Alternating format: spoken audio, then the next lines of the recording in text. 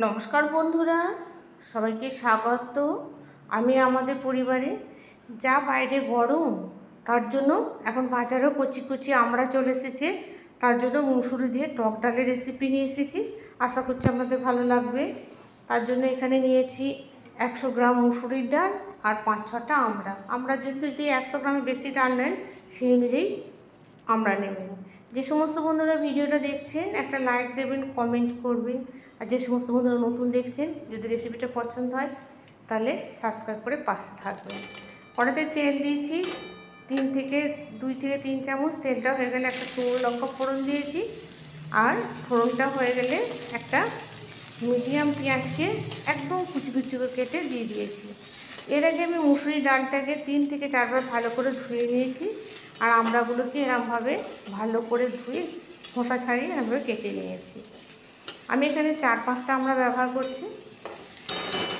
একটু ভাজা ভাজা হয়ে গেলে এতে পরিমাণ মতো লবণ, 1/2 চামচ হলুদ গুঁড়ো আর 1/2 চামচ জিরে গুঁড়ো দিয়ে দেবো। দিয়ে ভালো করে কষিয়ে নেব। কষানো হয়ে গেলে এবার মুসুরির ডালটা, যেটা আমি ধুয়ে রেখেছি, সেই ডালটাকে দিয়ে দেব। ডালটাকে দিয়ে আরও কিছুক্ষণ কষিয়ে নেব মশলার সাথে, আমড়ার সাথে ডালটাকে। কষানো হয়ে গেলে এর মধ্যে গরম জল দিয়ে দেব।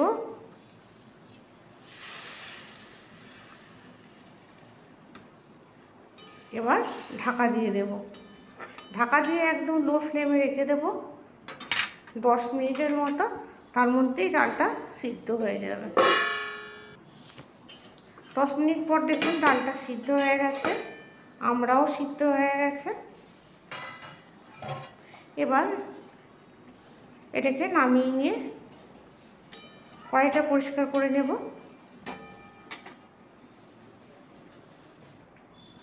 তাই এবার কড়াইয়ের মধ্যে তেল দিলাম 2 চামচ। তার মধ্যে এখানে 5 ফোড়ন আর সরষে দিলাম 1 চামচ, আর একটা শুকনো লঙ্কা দিলাম। ফোড়নটা যখন হয়ে যাবে তখন ডালটাকে ঢেলে দেব। ডালটা একটু নাড়াচাড়া করার পর এখানে একটু মিষ্টি দেব। আপনারা যদি মিষ্টি না খান তাহলে নাও দিতে পারেন। এবার এটাকে নামিয়ে নেব। নমস্কার বন্ধুরা, একবার বাড়িতে করবেন।